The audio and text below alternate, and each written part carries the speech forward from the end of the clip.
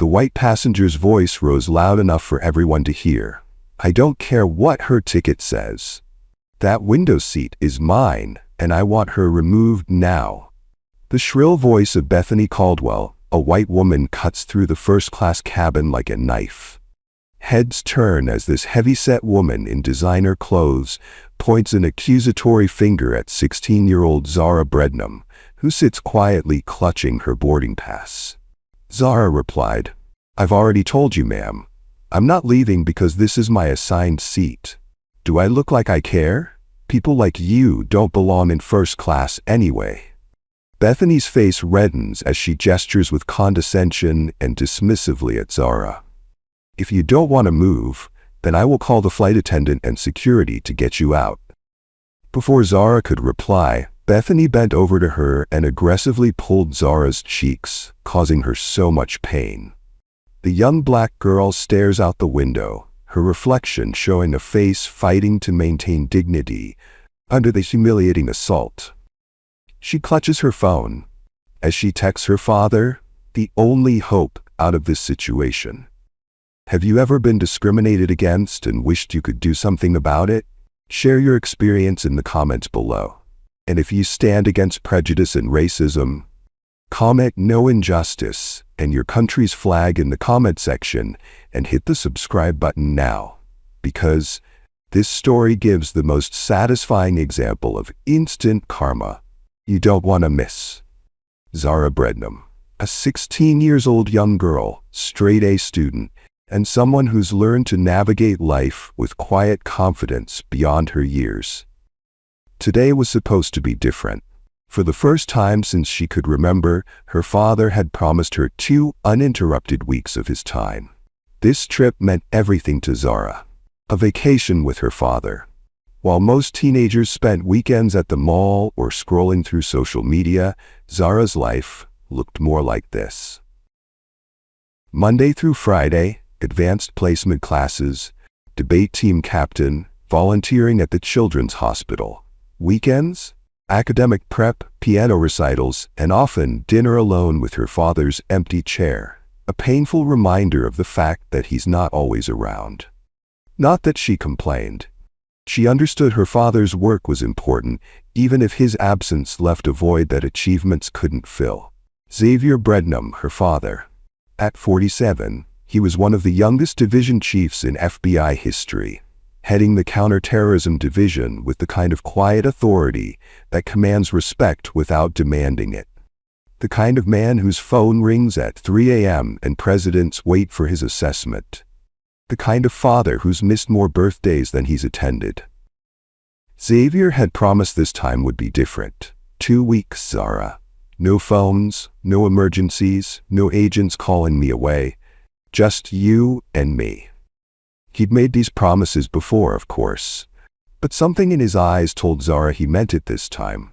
Maybe it was the guilt.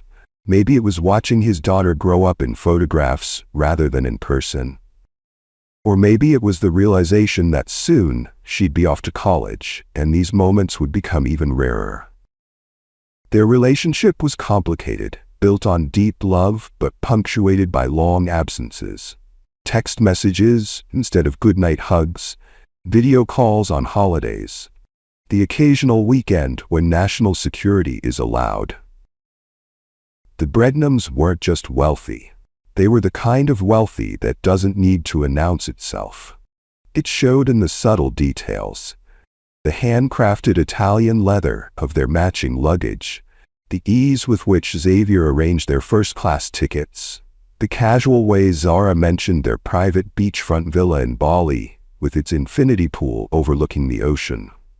Money wasn't something they flaunted. It was simply the background to their lives, like the air they breathed. As they arrived at the airport that morning, Zara allowed herself to believe this trip might actually happen. 2 weeks of her father's undivided attention.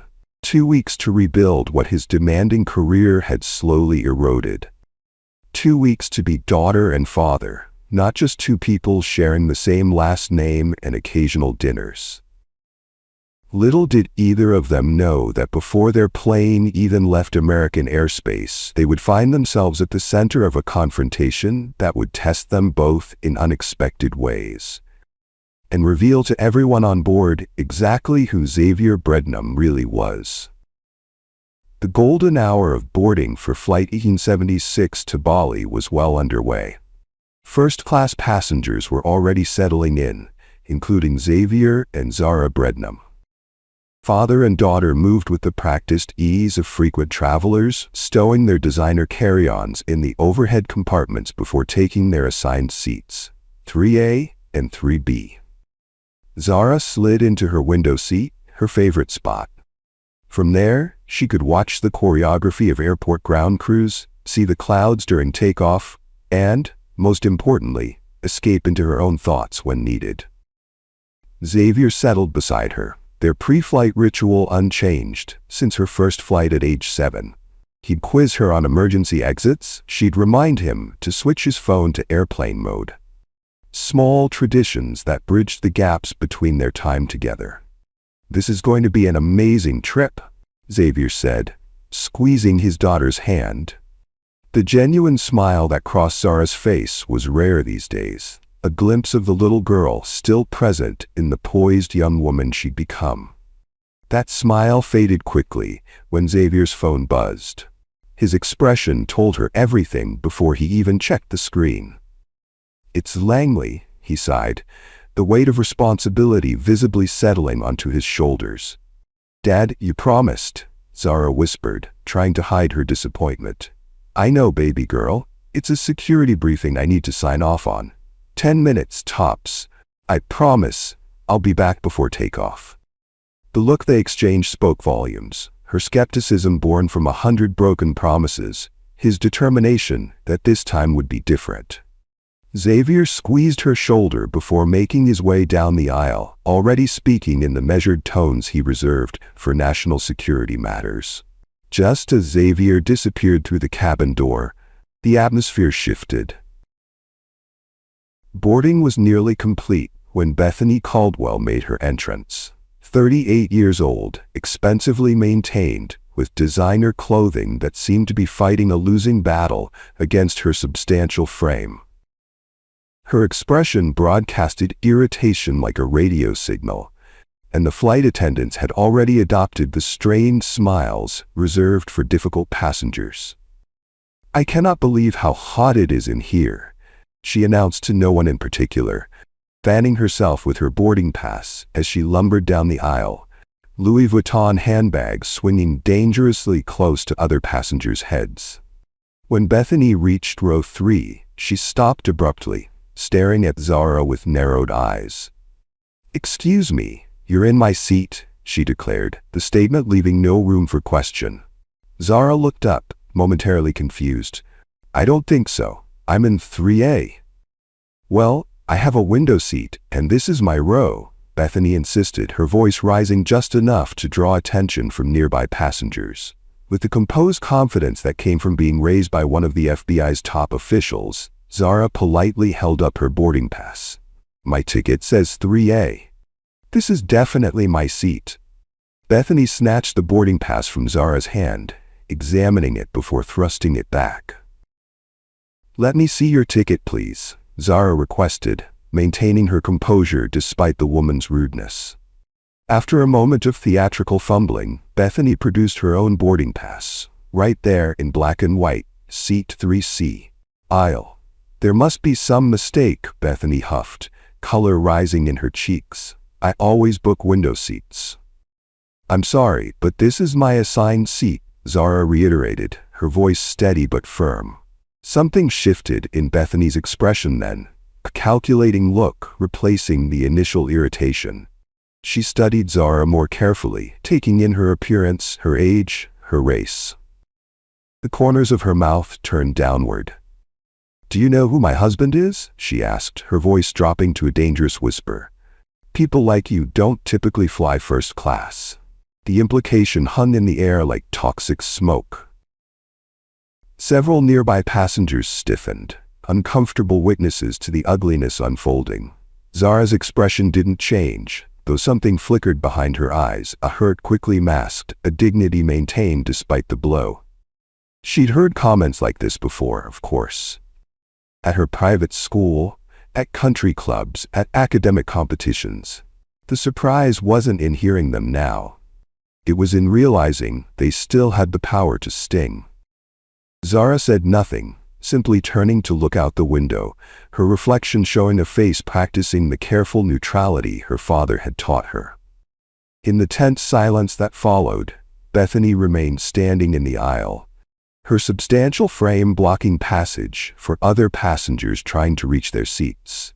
Her chest heaved with indignation, designer scarf fluttering with each labored breath. This standoff wasn't going according to her script. The young black girl wasn't intimidated, wasn't scrambling to accommodate her demands, wasn't recognizing the natural order of things as Bethany understood them. For Bethany Caldwell, this defiance was unacceptable. "Flight attendant," she called out, her voice pitched to carry throughout the cabin. Her manicured hand shot up, fingers snapping impatiently as if summoning a servant. "I need assistance immediately." Madison, the flight attendant, appeared within moments, her professional smile firmly in place though it didn't quite reach her eyes. At 28, she'd been flying this route long enough to recognize trouble when she saw it, to categorize difficult passengers within seconds. Bethany Caldwell registered instantly as a Category 5 hurricane in designer clothing. "How can I help you, ma'am?" Madison asked, positioning herself to keep the aisle as clear as possible while other passengers continued boarding. "This seat is obviously mine," Bethany declared, gesturing toward Zara, who remained composed by the window. "She clearly doesn't belong here, and I need you to remove her." The implications in her tone were unmistakable. Several passengers shifted uncomfortably in their seats, the atmosphere growing heavier with each passing moment. A businessman across the aisle suddenly became intensely interested in his safety card. An elderly couple exchanged knowing glances, their expressions darkening.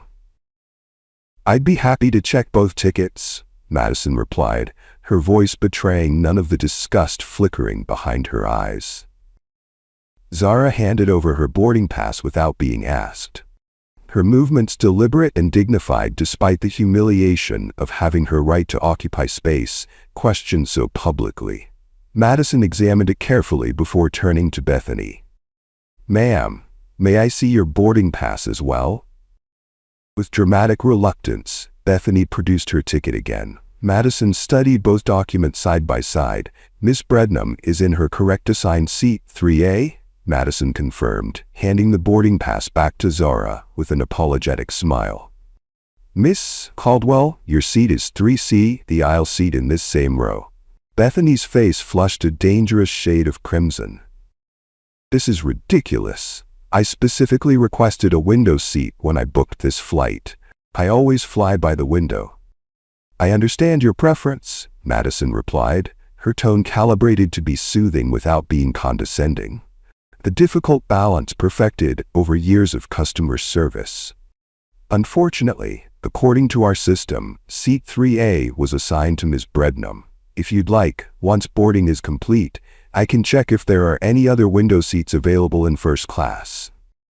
It was a reasonable solution, professionally delivered. But reason wasn't what Bethany Caldwell was interested in. "Absolutely not," she hissed, her voice dropping to a dangerous whisper. "I refuse to sit next to her. Find her another seat, or I'll have your job." The threat hung in the air, ugly and explicit. Madison's smile remained fixed in place through years of practiced customer service discipline, but something hardened in her eyes. Around them, the atmosphere had shifted. A teenager 2 rows ahead had his phone tilted just so, the camera lens visible between seats.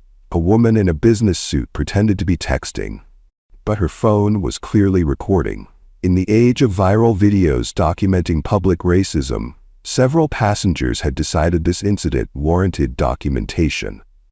"Miss Caldwell, I cannot move another passenger who is in their assigned seat," Madison explained, her voice steady despite the threat to her employment. "However, if you're uncomfortable with your assignment, I'd be happy to see if we can accommodate you elsewhere on the aircraft." Bethany's eyes narrowed dangerously. "Do you know who I am? Who my husband is?" Without waiting for an answer, she leaned closer to Madison, voice lowering to a stage whisper still perfectly audible to nearby passengers. "Raymond Caldwell, Assistant Director at the Department of Justice. Perhaps you've heard of him?" The name drop was delivered with the confident expectation that it would change everything, that rules would suddenly bend, that deference would immediately follow. It was the card Bethany had played countless times before, watching with satisfaction as people scrambled to accommodate her once they realized the power her husband wielded. Madison's expression didn't change, though she registered the information. Assistant Director Raymond Caldwell, a name she vaguely recognized from news headlines, enough to know the claim might be legitimate. "I understand, Miss Caldwell, but our seating policy remains the same regardless of who our passengers are connected to," Madison replied with practiced diplomacy. Meanwhile, Zara had quietly taken out her phone, thumbs hovering over the screen as she considered whether to text her father. Part of her wanted to handle this herself, to prove she didn't need rescuing, that she could face this ugliness with the dignity and composure he'd taught her. But another part recognized that this situation was escalating beyond what should be reasonable to handle alone at 16. She typed quickly, "Dad, there's a situation in our row. Nothing dangerous, but unpleasant. No rush, but when you're done." Her finger hovered over the send button, hesitating. Her father was in a security briefing, possibly discussing matters that affected national safety. Was her discomfort worth interrupting that? She decided against it, saving the message to drafts instead. He'd be back soon enough. What Zara didn't know was that 3 rows behind her, one of the passengers quietly observing the scene, was Agent Teresa Lopez, an FBI field officer heading to Indonesia on the same security detail as Xavier. She'd recognized Zara immediately, but maintained her cover, watching the situation unfold with professional assessment. Her hand had already slipped to her phone, typing a secure message to her colleagues about the developing situation involving the director's daughter. Bethany, meanwhile, had escalated to a new level of outrage. "This is absolutely unacceptable," she declared, voice rising. "I want to speak to the captain immediately. This girl has clearly forged her ticket. There's no way she legitimately has a first-class seat." The accusation of forgery, of criminal behavior, crossed a line. Madison's professional demeanor finally cracked just slightly, her spine straightening as she prepared to shut this down decisively. "Miss Caldwell, that is a serious and unfounded accusation. Ms. Brednam's ticket was issued properly through our system and verified by gate agents before boarding. I must ask you to take your assigned seat or I will need to involve our air marshal." The mention of law enforcement caused a flicker of hesitation in Bethany's expression, but it quickly hardened into renewed determination. She was too committed to back down now, too convinced of her rightness, too accustomed to the world bending to accommodate her demands. "Call security," she demanded, voice trembling with indignation. "Call them right now. I want this investigated immediately." What Bethany Caldwell couldn't possibly know was that security was indeed about to become involved, just not in the way she imagined. And that the man whose name she so confidently dropped as a weapon was about to become the very reason her world would come crashing down around her designer shoes. Have you ever encountered someone who used their connections or status to try to intimidate you? What happened, and how did you respond? Share your stories in the comments below, and don't forget to hit like and subscribe now. As the confrontation in first class reached a fever pitch, Madison made a decision. This situation had escalated beyond her authority to manage, beyond the usual passenger disputes over armrests or reclined seats. With a discreet hand signal to her colleague, she initiated the protocol for serious cabin disruptions. "I'm going to speak with the captain," she informed both parties, her voice carrying the weight of finality. "Please remain in your assigned seats until this matter is resolved." As Madison made her way to the cockpit, the cabin hummed with tension.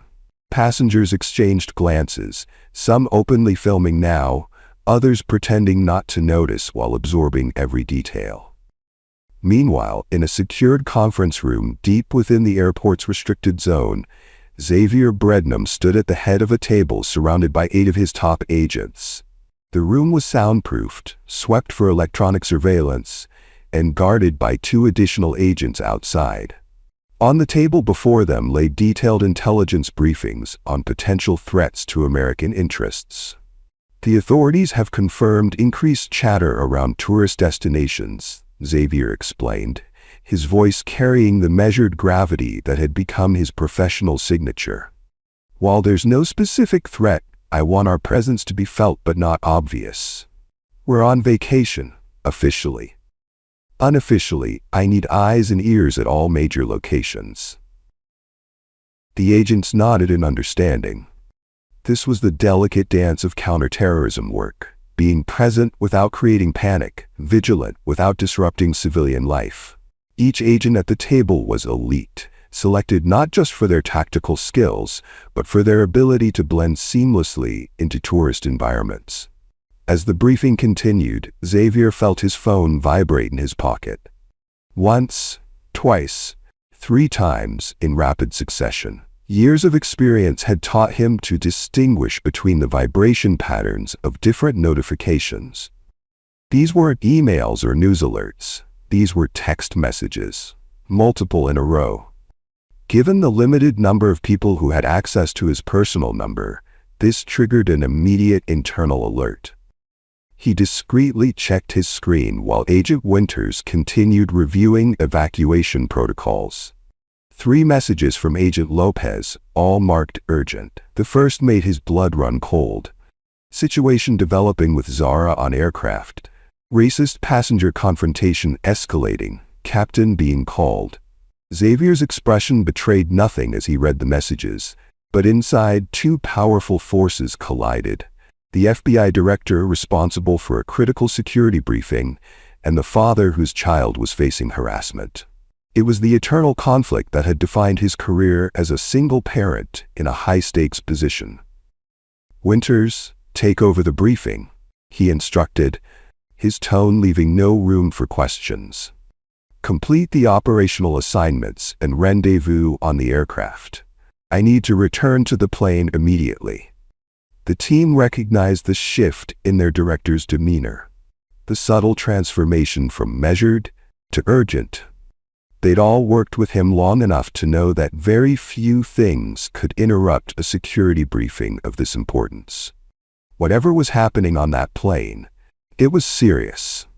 Back on the aircraft, the situation had deteriorated further. The captain, a veteran pilot named Michael Harrington with 30 years of commercial aviation experience, had emerged from the cockpit to assess the disruption delaying his departure. At 58, Captain Harrington had seen almost every type of passenger conflict imaginable, but the naked prejudice displayed in this confrontation made even him uncomfortable. "Ladies, what seems to be the problem?" he asked, his authoritative presence temporarily quieting the heated exchange. Before Madison could provide context, Bethany Caldwell seized the opening. "Captain, thank goodness," she exclaimed, her voice dripping with manufactured relief. "This girl has taken my window seat and your flight attendant is refusing to correct the situation. My husband runs the Justice Department, and I can assure you this kind of treatment will not be tolerated. This girl needs to be removed immediately." Captain Harrington turned to Madison, who quickly explained the actual situation, both passengers' assigned seats, the verification of their boarding passes, and Bethany's escalating demands and threats. "Miss Caldwell, the captain said after listening carefully. "I understand you're disappointed about not having a window seat, but our assignments are final once boarding passes are issued. Miss Brednam is in her correct seat."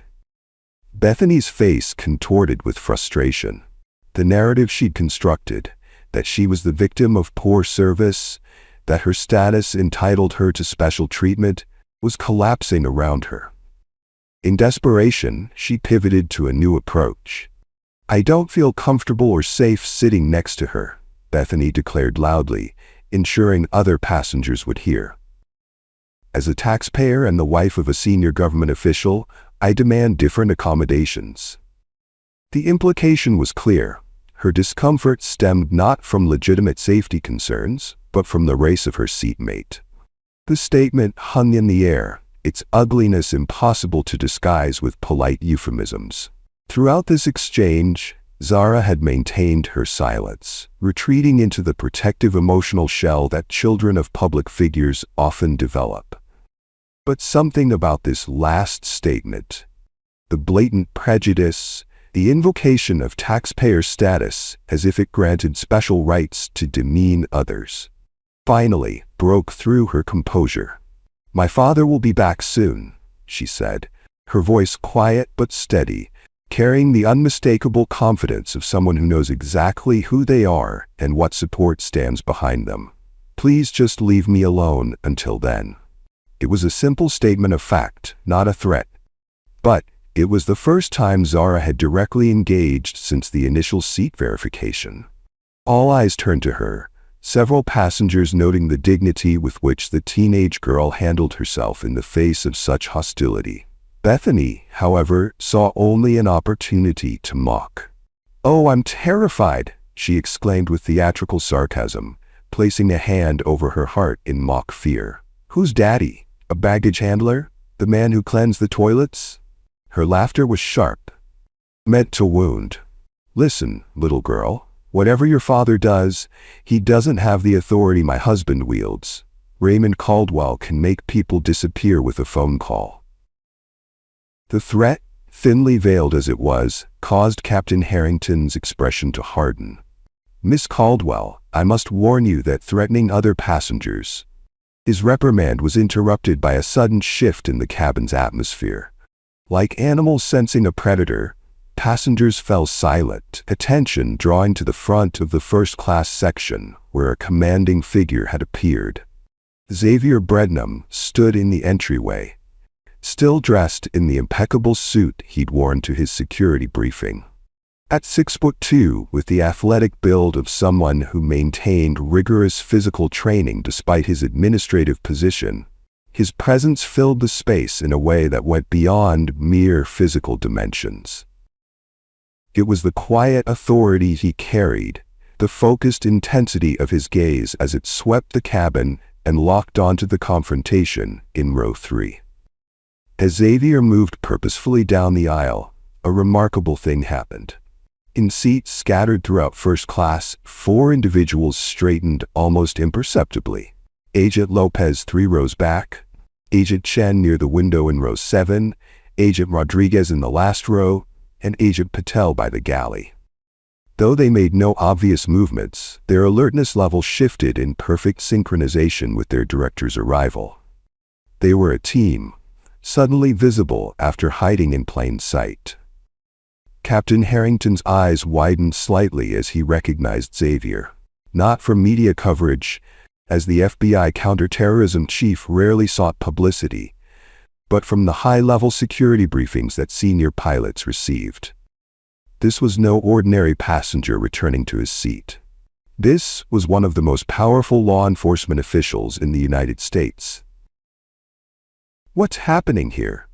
Xavier asked, his voice deceptively quiet, yet carrying an undercurrent of authority that silenced the entire cabin. His eyes moved from his daughter to Bethany Caldwell to the captain, assessing the situation with the rapid precision of someone trained to evaluate threats in seconds. Zara's expression betrayed nothing to casual observers, but Xavier could read the subtle signs of her distress, the slightly too perfect posture, the controlled breathing pattern she used when upset. the way her fingers curled against the armrest. His daughter was practicing exactly what he'd taught her about maintaining composure under pressure. And while professionally that made him proud, paternally it made his blood boil. As Captain Harrington began explaining the situation, Xavier's focus narrowed onto Bethany Caldwell with laser precision. He recognized the type immediately. Someone who weaponized connections and status, who believed rules existed for others. Someone who had likely spent years dropping her husband's name to intimidate service workers and gain unearned advantages. The irony that she had chosen today, this flight, and his daughter as her target would have been almost amusing if it weren't so infuriating.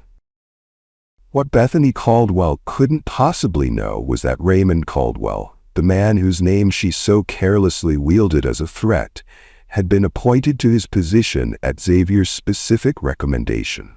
They met monthly for security briefings, where Raymond deferentially addressed Xavier as Director Brednam.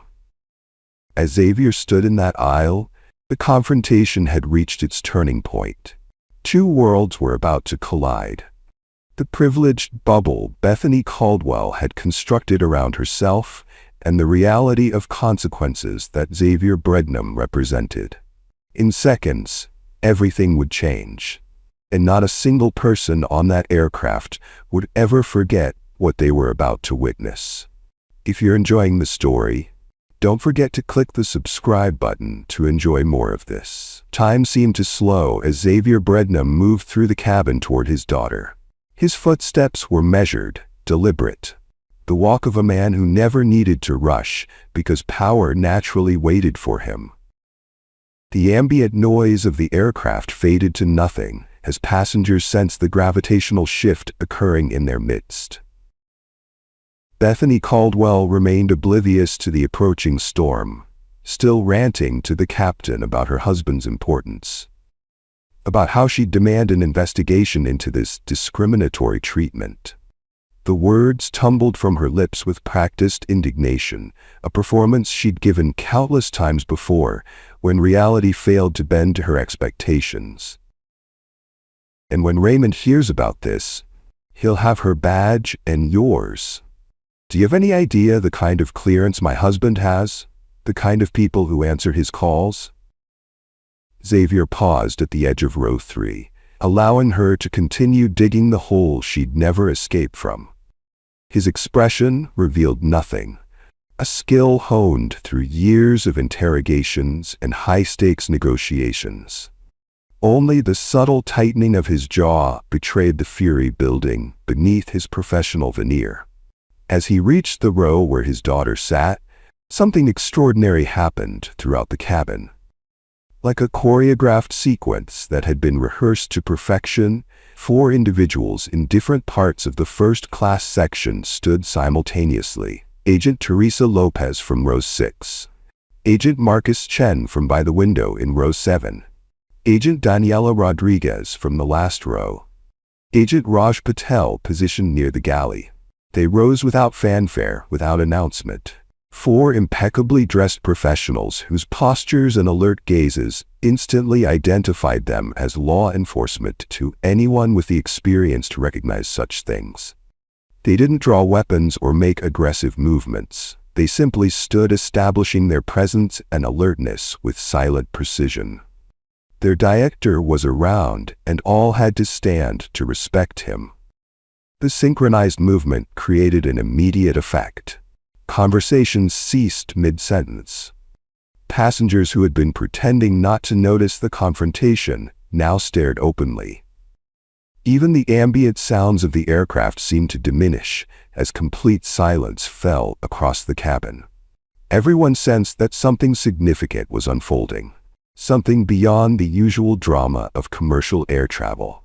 Captain Harrington's expression shifted from professional concern to immediate recognition as he registered Xavier's presence. 25 years as a commercial pilot had included enough security briefings for him to instantly identify one of the nation's top security officials. Director Brednam, the captain said, his tone shifting to one of profound respect. I apologize for the disturbance involving your daughter. We were just resolving the situation. The word director landed like a thunderclap in the silent cabin. Bethany's head snapped toward Xavier, her expression still clutching at indignation, even as confusion began to seep in. The title registered, but its implications hadn't yet penetrated her certainty that she was the most important person in this scenario. With deliberate calm, Xavier reached into his jacket and withdrew his credentials, allowing the FBI shield to catch the cabin lighting as he briefly displayed it before returning it to his pocket. The gesture wasn't theatrical. It was simply confirmatory, a formality for a man whose authority typically preceded him. For the first time, uncertainty flickered across Bethany Caldwell's face. The pieces were beginning to assemble in her mind, though the full picture remained just beyond her grasp. She looked from Xavier to the captain, to the agents now positioned throughout the cabin, her brain scrambling to recalibrate a scenario spinning rapidly beyond her control. "I don't understand what's happening," she said, her voice losing its strident confidence. "Who are you people? Why are you surrounding me?" Xavier's response came with the quiet precision of a surgeon's blade. "Mrs. Caldwell," he said, pronouncing her name with perfect clarity to ensure there could be no misunderstanding, "I believe you know my name, even if you don't recognize my face. Your husband certainly does." A pause. Perfectly timed. "Your husband, Raymond, reports directly to me." The color drained from Bethany's face so rapidly that passengers several rows away could observe the transformation. Her expression collapsed from righteous indignation to dawning horror, as the implications cascaded through her consciousness. The husband whose name she'd been weaponizing throughout this confrontation, the source of her perceived power and untouchability, reported to the father of the girl she'd been harassing. That's not possible," Bethany stammered, though her expression betrayed that she knew it was not only possible, but catastrophically true. "Raymond would have told me if he..." "If he what, Mrs. Caldwell?" Xavier asked, his voice remaining measured even as it carried an undercurrent of steel. "If he worked under the father of the young woman you just suggested should be cleaning toilets? If his career advancement depended on the man whose daughter you accused of forging documents and not belonging in first class?" Bethany's mouth opened and closed without producing sound, the perfect picture of a predator suddenly recognizing itself as prey. "I've heard everything you've said to my daughter," Xavier continued, his gaze never wavering. "Every word, every implication, every threat." The entire cabin held its breath. Flight attendants stood frozen in the aisles. Passengers who had been recording the confrontation continued to do so with renewed intensity, recognizing they were witnessing something extraordinary. Even the ambient sounds of the aircraft seemed muted, as if the plane itself were listening.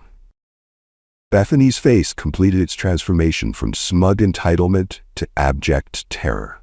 The realization that she had spent the last 20 minutes threatening, demeaning, and attempting to intimidate the daughter of her husband's superior, a man who apparently commanded a team of federal agents who traveled with him, hit her with the force of a physical blow. Her skin took on a grayish pallor, perspiration beading visibly along her hairline despite the cabin's air conditioning. I didn't know she was your daughter, sir," she whispered, the words barely audible. "I would never have." "Never have what exactly?" Xavier asked, the question hanging in the air between them like a blade. "Never have demanded that my daughter be removed from her assigned seat because you wanted it? Never have suggested she didn't belong in first class? Never have threatened to have flight staff fired for following proper procedures? Never have invoked your husband's name to intimidate others if you'd known someone with greater authority was listening?" Each question landed with precision, dismantling the framework of excuses before Bethany could fully construct them. This wasn't just a dressing down. It was a methodical deconstruction of privilege by someone who had spent a career identifying and neutralizing threats.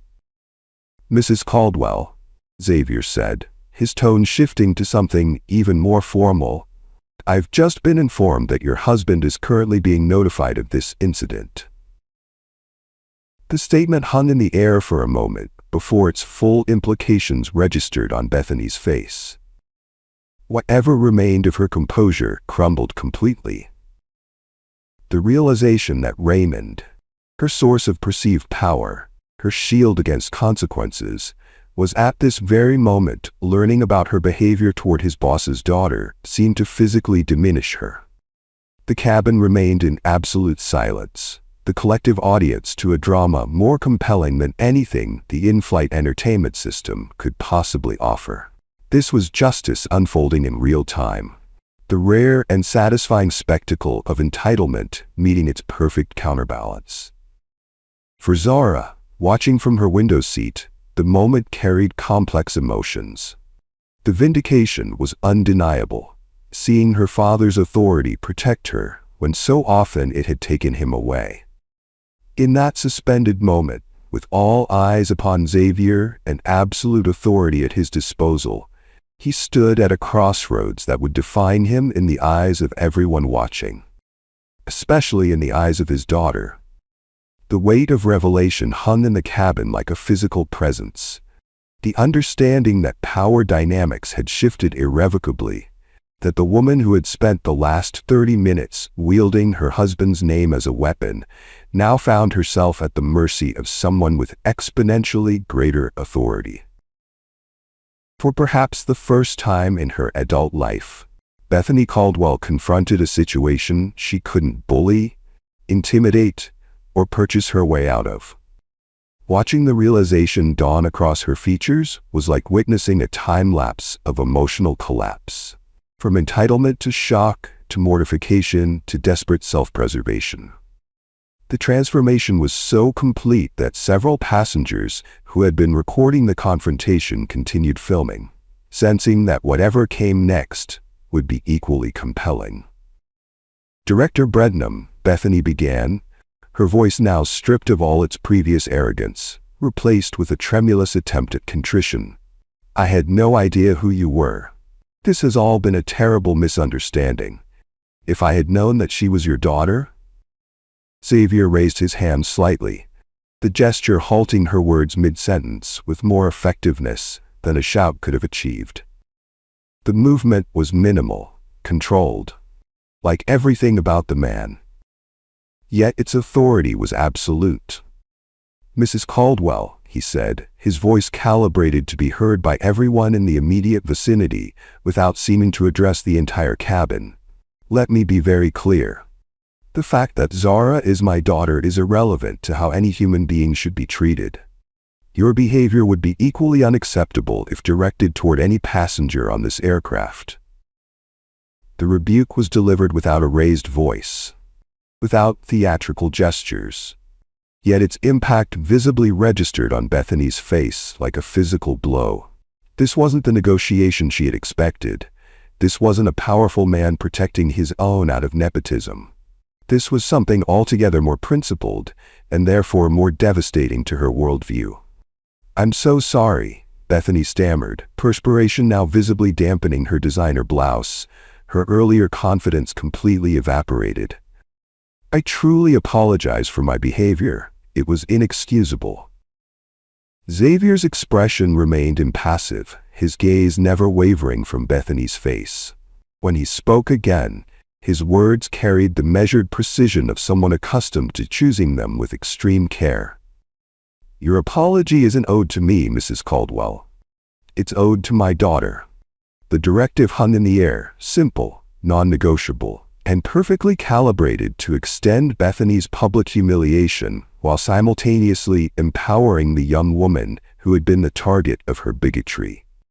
It was justice distilled to its essence, forcing Bethany to acknowledge Zara's humanity directly, rather than addressing her through intermediaries or pretending she was invisible. Bethany turned slowly toward Zara, her face a battlefield of conflicting emotions. resentment at being forced into this position, warring with the desperate need to somehow mitigate the damage she'd done to her husband's career. When she finally spoke, her voice was barely above a whisper. "I'm sorry for how I spoke to you. It was inappropriate." The apology was grudging, minimal, falling well short of acknowledging the racist underpinnings of her behavior. Xavier remained silent, his steady gaze making it clear the performance was inadequate. Under the weight of that collective scrutiny, Bethany tried again. "I apologize for suggesting you didn't belong here," she said, each word seeming to physically pain her. "And for the things I said about your father. I was completely out of line." Throughout this forced apology, Zara maintained the composed dignity that had characterized her response to the entire confrontation. At 16, she displayed more maturity and self-possession than the middle-aged woman now stumbling through her reluctant contrition. When Bethany finished speaking, Zara simply nodded once, neither verbally accepting the apology nor rejecting it, but acknowledging that it had been offered. Captain Harrington, who had been observing the exchange with professional interest, stepped forward to address Xavier directly. "Director Brednam, given the nature of this incident, I'm prepared to have Ms. Caldwell removed from the flight if you feel that would be appropriate," he offered, his tone making it clear that this was entirely at Xavier's discretion. "We take passenger comfort and safety very seriously, especially in cases involving harassment." The offer hung in the air, the possibility of ultimate public humiliation for Bethany, of being escorted off the aircraft in front of hundreds of passengers who would inevitably share the story on social media within minutes. The career and social implications would be devastating, extending far beyond this single flight. Everyone in the cabin seemed to hold their breath, waiting for Xavier's decision. His response, when it came, surprised many observers. "That won't be necessary, Captain," Xavier said, his voice level. "We can all be civil adults for the duration of this flight." He turned slightly toward Bethany, his gaze unflinching. "I'm certain Mrs. Caldwell understands the importance of respectful behavior going forward." It wasn't mercy, not exactly. It was calculated restraint, the kind that demonstrated true power more effectively than any punitive display could have. By declining the opportunity for public retribution when it was clearly within his grasp, Xavier elevated himself further above Bethany's petty tyranny. The contrast between her behavior and his response could not have been more stark. "However," Xavier continued, "I do believe alternative seating arrangements would be appropriate under the circumstances." Madison, who had been standing nearby throughout the confrontation, stepped forward immediately. "We can accommodate Miss Mona Caldwell in economy, if that works for you, Director." Bethany's expression crumpled at the suggestion of being relegated to economy class, a final humiliation that struck directly at the heart of the status consciousness that had driven her behavior from the beginning. But she offered no protest, recognizing that any objection would only worsen her already precarious situation. As Madison prepared to escort Bethany to her new seat, a flight attendant from economy appeared in the first-class cabin, leaning forward to whisper something to her colleague. After a brief exchange, Madison turned to Xavier. "Director, we have an elderly passenger in economy who's having difficulty with the limited legroom due to recent knee surgery. Would you object if we offered Miss Caldwell's first-class seat?" A flicker of something, perhaps the ghost of a smile, passed across Xavier's otherwise composed features. "I think that would be an excellent solution." And so it was that Bethany Caldwell, who had been so certain of her entitlement to preferential treatment, found herself escorted to a middle seat in economy, while her first-class accommodation was given to an elderly woman with a walking cane who couldn't believe her good fortune. The symmetry of the exchange was lost on no one, least of all on the passengers who continued to document every moment of the resolution. As Bethany disappeared down the aisle toward economy, physically diminished by her humiliation, Xavier turned to his team and gave a subtle nod. A silent command, immediately understood and obeyed. The agents who had risen throughout the cabin returned to their seats with the same synchronized precision with which they had established their presence. They remained alert but unobtrusive, professionals resuming their cover as ordinary travelers. Only then did Xavier finally take his seat beside his daughter.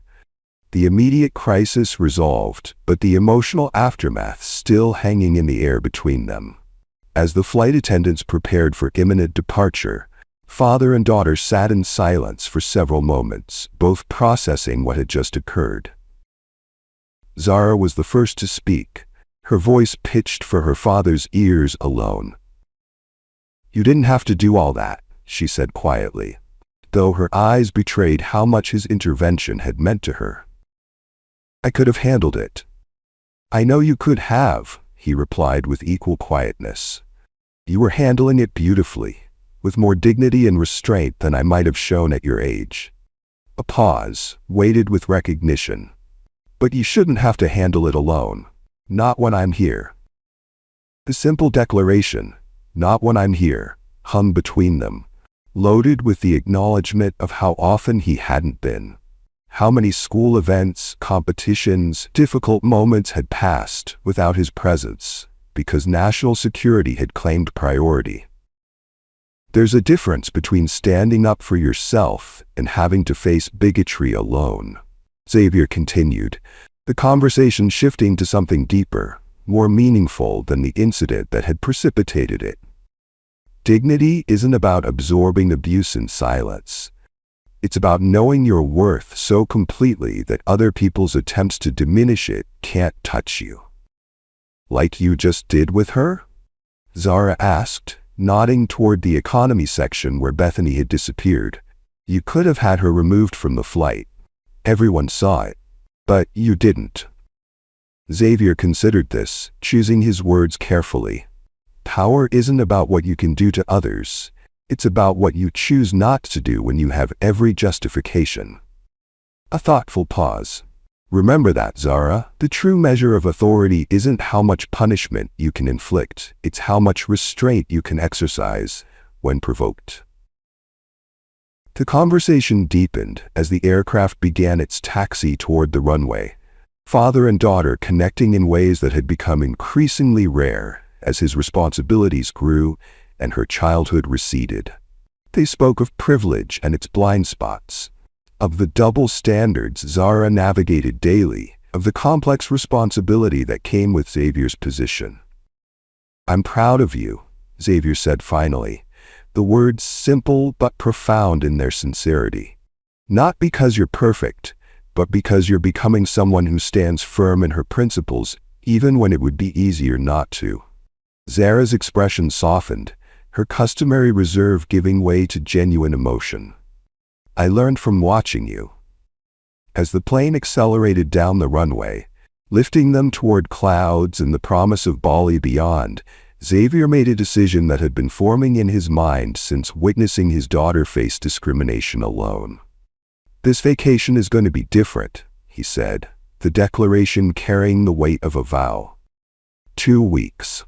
No emergency calls, no briefings, no crises pulling me away. Just us. The skepticism in Zara's eyes was understandable. She'd heard similar promises before, had learned to protect herself from disappointment by expecting interruptions. But something in her father's tone, in the resolute set of his jaw, suggested this time might actually be different. "You mean it?" she asked, not quite daring to believe. "I've already instructed my team," Xavier confirmed.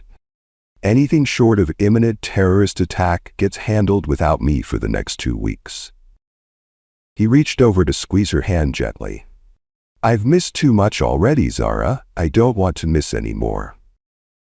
The scene dissolved into a montage of their vacation, father and daughter exploring ancient temples together, laughing as they attempted to learn traditional dance, sharing quiet conversations on the beach as the sun painted the horizon in impossible colors. For perhaps the first time since her mother's death, Zara experienced her father's undivided attention. Not as FBI Director Brednum, but simply as Dad. In one particular moment, they sat on their villa's private deck overlooking the ocean. The tropical night wrapped around them like velvet. Stars scattered across the sky in constellations unfamiliar to American eyes, and the distant sound of traditional gamelan music floated on the warm breeze. "Do you think she learned anything?" Zara asked suddenly, the question seemingly coming from nowhere, but clearly referencing Bethany Caldwell. "Or will she just be angry about being humiliated?" Xavier considered this thoughtfully, appreciating his daughter's capacity for reflection, even about someone who had treated her so poorly. "People like that rarely change completely," he admitted. "But sometimes experiences like this create cracks in their certainty. Small openings where new understanding might eventually take root." "I hope so," Zara said quietly. "Not for her sake, but for her children's, if she has any. That kind of thinking hurts the people who hold it as much as the people it's directed against." For Bethany Caldwell, her lesson came through public humiliation and the recognition that her husband's career now hung in the precarious balance of Director Brednum's discretion. For Zara, it came through witnessing her father's principles in action, seeing that the same authority that so often took him away could also be wielded with restraint and wisdom. And for Xavier, it came through the recognition that no security briefing, no counterterrorism operation, no national emergency could ever be more important than being present for the moments that shaped his daughter's understanding of herself and her place in the world. If you enjoyed this story, like, subscribe and share to others so they can learn too. See you in our next video.